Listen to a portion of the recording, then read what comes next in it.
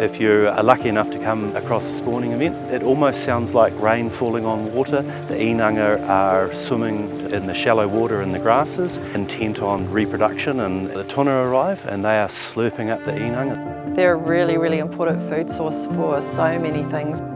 Kahawai, snapper, kingfish, a lot of birds out there.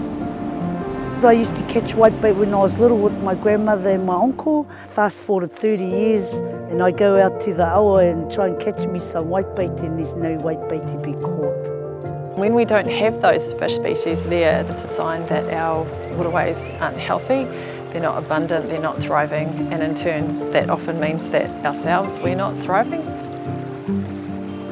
Whitebait are a really important part of our waterways. They're made up of 6 different native freshwater fish that migrate from our oceans up into our fresh waterways. The bulk of the spawning happens in the autumn time, and the eggs are laid in the spawning zone where the freshwater and saltwater meet. Īnanga spawning habitats are often overlooked when we don't realise they're there. The biggest issue that Īnanga face is changes in land use and loss of habitat. This landscape used to be covered in wetlands. About 97% of wetlands have been cleared across Northland. You know, when you lose that really important critical habitat, that makes it really, really difficult for the species. We can either help these species carry on declining, or we can turn that around and help to build their numbers up. The Northland Īnanga Spawning Habitat Restoration Project is a Te Tai Taukaro region-wide project which is focused at locating as many different critical spawning habitats as we can. And where they need protection, we put fences in and then follow that up with restoration planting of New Zealand natives.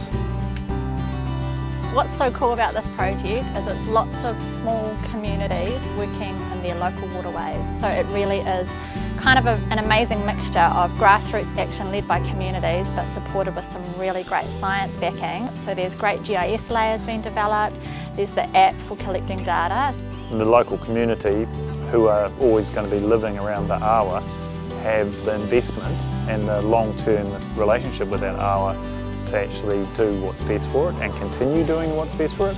Each of the agencies and even people have different skill sets, so all of us have part of the skills required. It is actually a real team approach, so it's a combination of science, technology, and then the people on the ground doing the planting. A landowner, they can go to their local creek and learn about the Īnanga, see them, find their eggs and start to feel really connected to the ecosystem and understand what kind of actions that they can take on their land, which will have a big impact on the waterway. Originally, the property was unfenced along the awa, so there was stock actually getting into the waterways. We're just viewing the planting from 4 years ago through to brand new planting. So now there's almost 5,000 native plants. So it's just an amazing transformation. So we came here today to do some riparian planting around this rearing pond that's been created by Aotearoa Conservation Trust. So this area here gets inundated at high tide, so we're putting a whole lot of natives in here, wee and oi and some characters, and we're hoping that this will be an area that the Īnanga eventually come to spawn. We're planting all the native trees that we've been learning about in class and to save whitebait from extinction. We learn the scientific curriculum elements in the classroom. You see a really different side of the kids out here, so it's a beautiful experience. I like digging the holes and then putting the plants in there. The highlights would really be the schools that have come through, and it's just the delight the kids get and the knowledge they get. Planting to help the Īnanga to lay their eggs and have a good healthy habitat for the young. You've nailed it. The best thing about today was planting the plants. Digging up the holes and putting the soil on top of the plants so it's all stable. The funnest part today was going in the muddy puddle. Ready?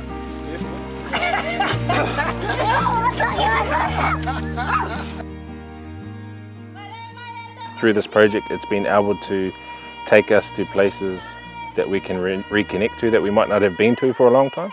We've been able to get to those areas and match that up to our whakapapa and our pepeha. We've been able to use a lot of old teaching and revive a lot of mātauranga and cultural practices, whether it be the way We do monitoring, the time we do monitoring. I can empower my hapu to look after our taio through restoration, through pest control. We've been able to bring the Īnanga back into our awa where we can actually see them swimming in the awa. Connection is like tributaries, and we're all little tributaries coming into the main. The momentum's here now, and it sits with the people here. Yeah, it's really quite inspiring to see that happen. We're doing so much for the lands, for the waterways, for the Īnanga. So it's just a promise to come. I have always been the kid that plays in the creek, and now I've found that I'm not alone, and I've kind of found my people. We've had a lot of community buy-in. There's been a lot of education in schools across Northland. We have a lot of hapu groups that are involved in the project. When we first seen this thing, it looked like a ball. Notwithstanding over 20,000 plants in the ground, about 3.5, almost 4 kilometres of fencing protecting these areas. Back in 2011 we only had one recorded spawning site in the whole region. Now we've got over 30, and that's from top to bottom, east, west. Collectively we can really increase numbers of Īnanga. And the knock-on effect is that our communities are learning about the health of their waterways, the importance of having riparian margins, of having native trees alongside our awa and the effects that those have in stabilising our rivers, reducing runoff and sedimentation. The next step for this project is to be rolled out nationally. The awa is me and I'm the awa. It's a taonga. The awa is part of me.